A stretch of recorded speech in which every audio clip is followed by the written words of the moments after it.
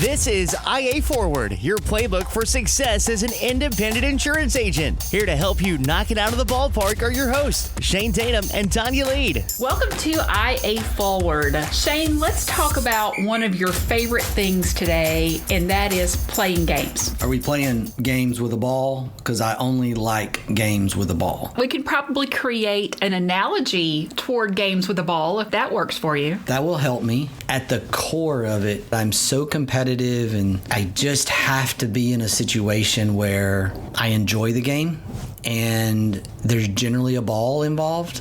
And sometimes when there's a ball involved, golf, I still get frustrated. I need to have some action. I need to have some things going on. Like I need to be moving. But that's just kind of the way I feel about it. For me, I don't like doing things that I'm not good at. And I think that that's most people in the world. Now, there are things in my life that I have goals to get better at. And so I like to be able to start out at doing something and set goals and work at them and get better and better. But I really don't like to do things that I'm just absolutely terrible at. Usually if the game involves a ball, I'm horrible at it. Like, nope, not today, not tomorrow, and not in the next 10 years. Not going to happen. We're pretty much polar opposites, and we've kind of known that, and that's okay. That's what makes it work. And I think that's pretty natural that we don't like to do things that we're not good at. I don't want to do stuff that I'm terrible at. I planted a garden one year and it was terrible, and I haven't planted another garden since, and not sure I'll ever plant another garden. And I've gotten into this Blackstone griddle.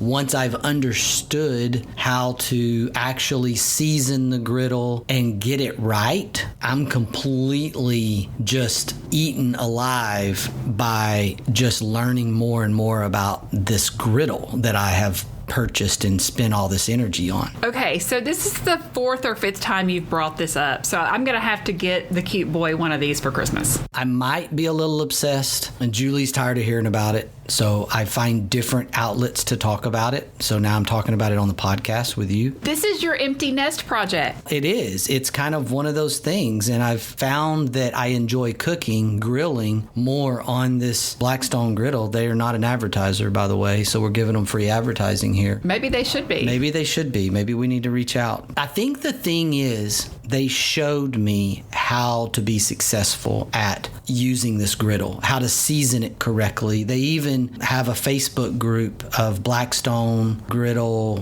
grills and recipes. There's 1.2 million people that are a member of this Facebook group. And as Seth Godin would say, there's a whole tribe. That's an interesting thing. So maybe this is my empty nest project. I love that you brought up Seth Godin, because I was listening to his Akimbo podcast a few weeks ago, and he actually did a podcast on games and the games that we play in life. And it was one of my favorites that he has done, because I really liked some of the things that he said about games and why we play them and what they do for us. And he took it all the way even back to his days with Prodigy. So all of that being said, there were some questions that he presented in the podcast that I would really like for us to talk about today, as far as business and as business owners and our agencies, and even for people working in our agencies. Because you and I have talked throughout our podcast since the beginning about the idea of the infinite game. Simon Sinek, fantastic book. If you haven't read it yet, go grab it on Audible, grab it on Amazon.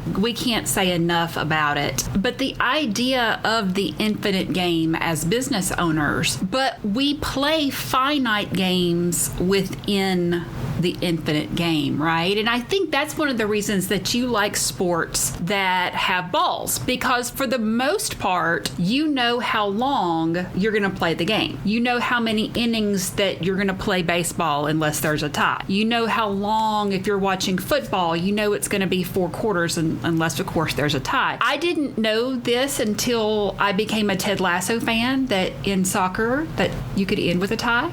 which was kind of life-changing for me. But for the most part, the things that you enjoy end with a finite number. You mentioned baseball, you mentioned football. Of course, I can throw in basketball. So the common denominator between all of these games not ending in a tie is they're American sports. I'm going to offend my soccer fans or football fans out there. And obviously, this was not an American originated sport. It's the largest sport in the world, and there's tons of fans across the globe, but they've just misunderstood the rules of the game, because who would ever want to end in a tie? Do you know what ending in a tie? I told a group of 10U softball players one time, one of my less heralded moments as a coach after we tied, and they were happy about it. We could tie a pool game. It was not a bracket play game. And I was battling mindset with 10-year-olds, 9-year-olds, and 10-year-olds. I might not have been right in the head, so to speak, at that moment in my life. And I wanted to instill competitiveness in this group of young girls that I was coaching, my daughter being one of them, at the end of the game, as they were joking and laughing, as they should have been, because they're 10 years old. And I said, we just tied. Tying's like worse than throwing up in my mouth. You want to leave that on the podcast? You did not. And I kind of feel the same way. So I get what you're saying, but you said that to like 9 and 10-year-olds? I said that to 9 and 10-year-old girls. They all made this really nasty face at me, like they could envision themselves doing this, because they all knew what I was talking about. Tying a ball game is one of the worst things. Joking aside, obviously, we do not like to tie ball games. We like to declare winners and losers. And yes, we play finite games within the infinite game environment. The first question that Seth asked on this podcast was, is this game worth playing? And I think this is one of those places that we can look at the infinite game and we can look at the finite game when it comes to our agencies. Salespeople need finite games, but CEOs need to think about the infinite game. They need to think about how to stay in the game. That is the whole point of playing the game on an infinite basis, is to stay in the game. If you're not in the game 10 years from now, then you've lost the game, regardless of how many wins you had along the way. Obviously, one would say that I exited, I sold, I got a great valuation, whatever. But we're talking about businesses and sustainability of businesses. And I like to think through that lens as perpetual. I'm one of those individuals that thinks about business on a perpetual basis, not a grow it and sell it and go again. I'm not a huge believer in that. Most, if not all, of your truly successful organizations are multi-generational, sustainable businesses. Still to this day, when the founders retired, those businesses continued on, and we have several businesses around the country that are in their 3rd, 4th, 5th generation. I love that type of business aspect. Number one, I love the legacy of it. I also love the stability of it, and I love what it can do for ownership, especially families around small businesses. So I think about things around the CEO leadership level as stay in the game, play that infinite game. But I think sometimes we forget when we go down that path, at least I do, that we have individuals and sections of those companies that need to be able to play finite games on a day-to-day basis, a week-to-week basis, an annual basis, a quarterly basis. So there's things that we have to do within the leadership realm to distinguish between when to play the infinite game and when to play the finite game. For our solopreneurs,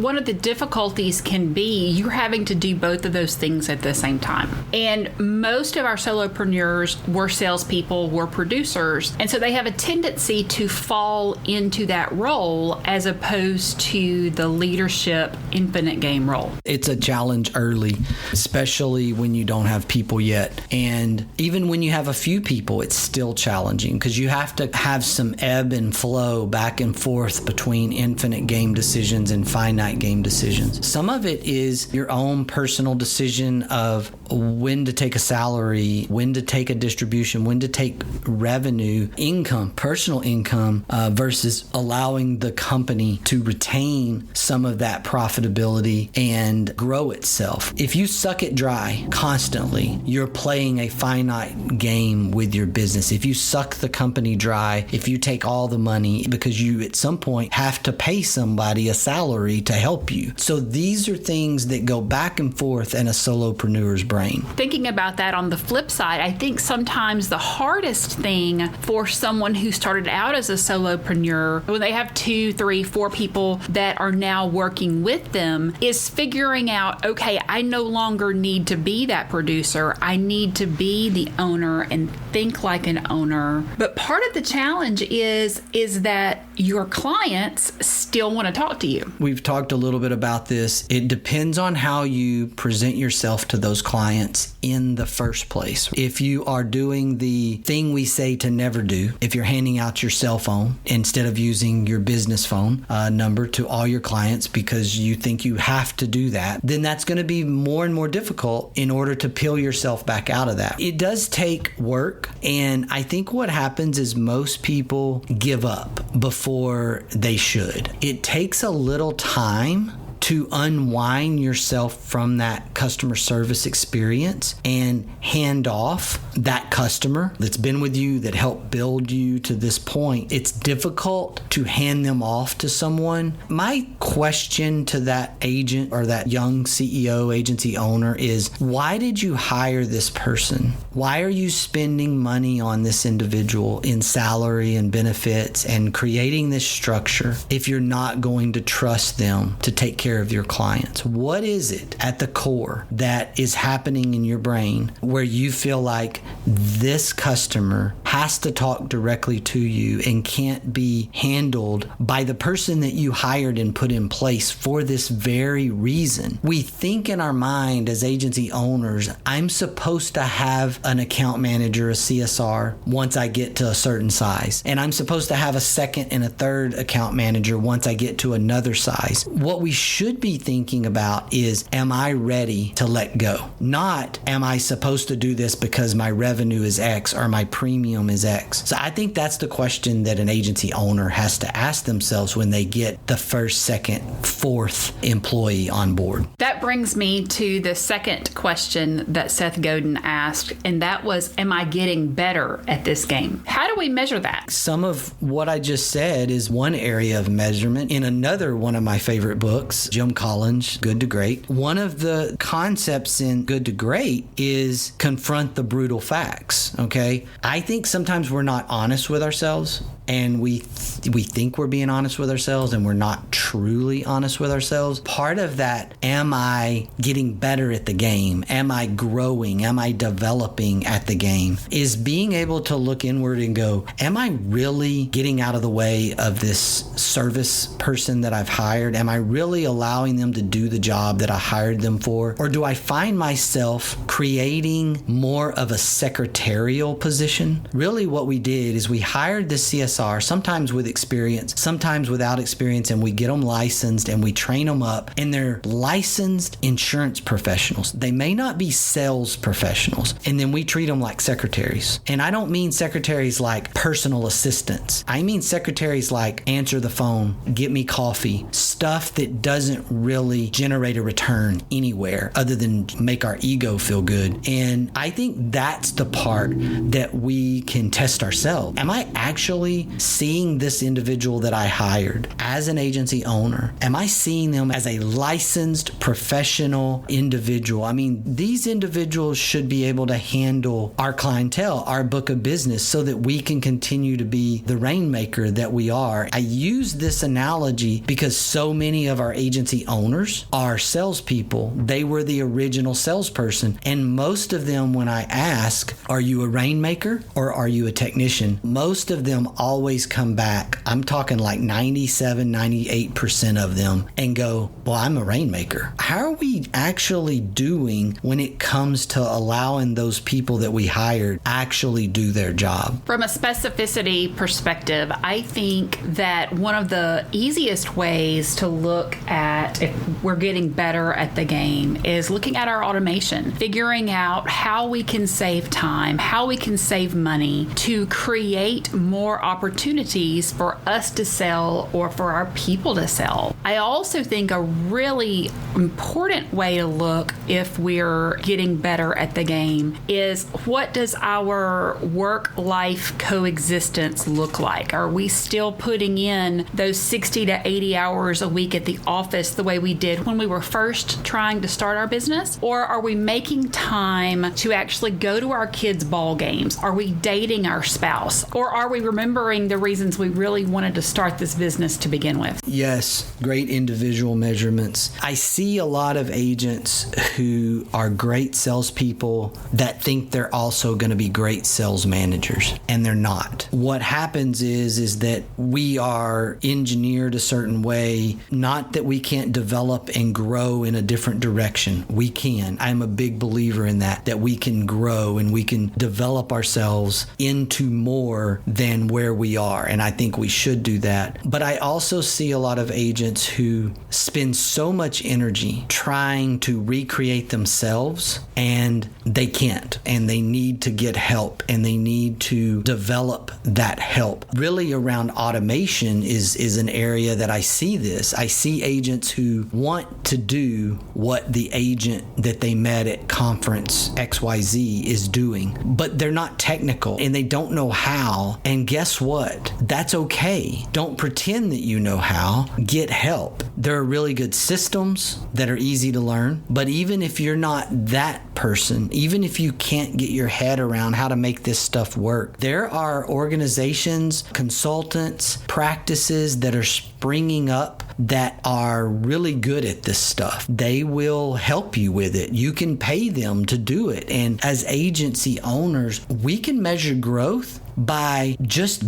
owning and starting to understand that we can't do every single thing that needs to be done. I think you're going to agree with me on this one, in that one of the things that always kind of makes me laugh is when an agent calls me and says, I want my agency to look like XYZ's. And my brain goes, no, you don't. But I can't say, no, you don't, but because I know the other side of it and I understand the concept of profitability. I know the challenges that XYZ's agency has. And so you really don't want your agency to necessarily look like XYZ's. And if there's any way that we can get that concept out of your brain today, then this podcast has accomplished something. But I think making the transition within your mind of I want to make my agency be the best my agency can be is a way better game to play, because your personality is going to be different than XYZ. Your idea of profitability and your idea of success is probably different than XYZ agency that you think you want to be like. That is an incredible observation that we need to remember at the core of what or who an independent agency is.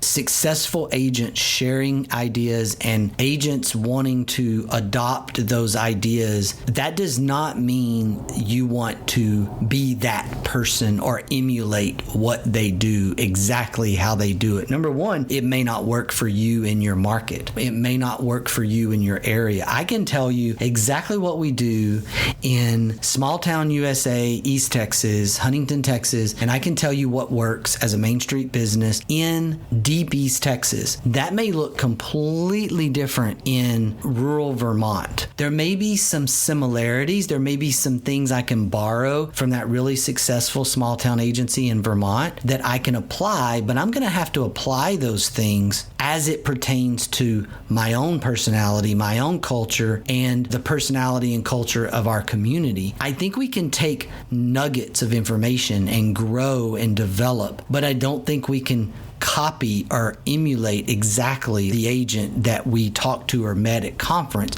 It still has to be personalized to you. And that's one of those finite games. We do customer referrals because we have this 40-year-old originated in 1983 book of business. We do not have an outside referral source mechanism in our agency. So many agents have mortgage referrals. They have centers of influence. They have referral partners. We've tried that and we stink at it. And every time we've tried to be like that agent over there that does mortgage referrals, we fall flat on our face.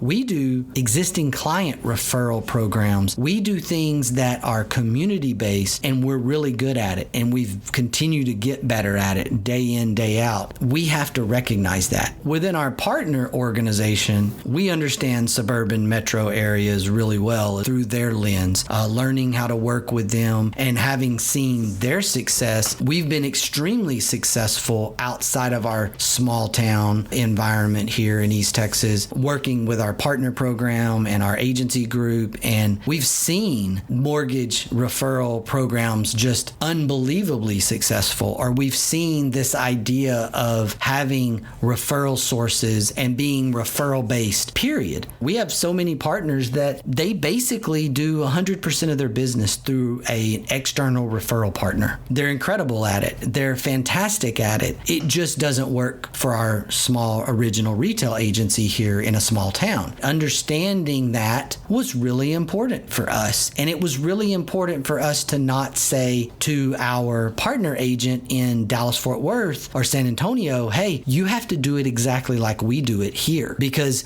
that would be so short-sighted. That would not be infinite game at all. A few minutes ago, you brought up the idea of not all salespeople become great sales managers. And I want to touch on that a little bit because over the years, I've had a lot of sales managers and I've been a sales manager. And one of the things that I think makes a good sales manager is that they are not selling. It is very difficult as a salesperson, as a producer, it is very difficult to believe that someone in management has your best interests at heart when they are selling against you. And I know that as a small business owner, that's one of those places that it's very difficult to give up the thrill of producing. But it's also one of those places that you really have to start thinking of your people, and are you in direct competition with them? That's really true. And it's actually against the grain thinking for the independent agency system. So many of our independent agencies across the country started way back at some level with an individual or a couple of individuals that became partners and did it together. We'll go for our discussion as a single owner, and that single owner becomes the first salesperson naturally, because insurance agencies are at their core sales organizations. Let's not forget that. So most agencies start from that point of view. And as the original producer in the agency, we're really good at it. Maybe we're the rainmaker. And maybe we reach a point where we're like, okay, I want to bring on more people to sell in my agency. I want to bring on more producers. I am of the opinion, and I may be in the minority on this, that original book of business that allowed you the capital and allowed you the profitability to hire that second, third, and fourth producer to bring into the agency, we have a hard time figuring out where to go and how to become the sales manager. And most agency owners continue to be a salesperson and try to be the sales manager and run into conflicts. I have this opinion that when you do that, I do not think you have to siphon off your book of business, and I don't think you have to do that. If you need to stay in the game as a salesperson, so to speak, with a book of business as you become a sales manager, I think you have to stop your new sales. A lot of agents are going to go, what if that producer doesn't work out? What if this happens? What if that happens? I understand understand the risk you're taking. But to Tonya's point, you continue to be a salesperson and you continue to grab leads. You continue to take from that opportunity. Where is that trust factor going to come in? How are you actually going to help that new producer develop while you're still hunting for the kill? How is that going to work? I haven't found that formula to work personally. For me, it was grow an agency network. It was grow an agency group. It was our partner program. When that happened that day, I personally stopped selling insurance directly to consumers. I stopped being in the business of being an agent with the insured. We have an agency. We have salespeople within that agency, led and managed by another individual, not me. And I put all of my eggs into the basket of agency development, agency leadership, agency startup, entrepreneurship. I went down that path and I stopped being a salesperson in the insurance agency sense. I think it's vital that we do what you're saying, Tonya, in the sense that agency owners put a pause on their sales. You can manage your book. I think you can have a CSR account manager and you can manage the book and you can take care of that group of clients that you built from the beginning. But I don't think you can continue to sell and add producers and help those producers reach the level of success that you really want them to reach. Because when they reach that level of success, you're going to reach a level of success that's incredibly rewarding, because you're going to get both the opportunity for financial success, but you're also going to have that opportunity of seeing that second, third, fourth producer in your agency just develop and become an incredible agent. And I want to clarify, the person that you put in charge of our retail agency as their sales manager in that leadership role does not sell either. They do not. That's a great clarification there. I love this topic. I love the game analogy. So I think we're going to make this a 2-episode topic. So our next podcast, we will continue this. But I'm going to leave us today with this quote from Emmett Smith. I may win and I may lose, but I will never be defeated. Attitude's a choice. Make a great one. Bye, y'all. Ready to get the ball rolling with your independent agency? Learn more at IntegraAgent.com. That's IntegraAgent.com. Thank you for joining us on IA Forward. Make sure you never miss a show by clicking the subscribe button now, or learn more at IAForward.com.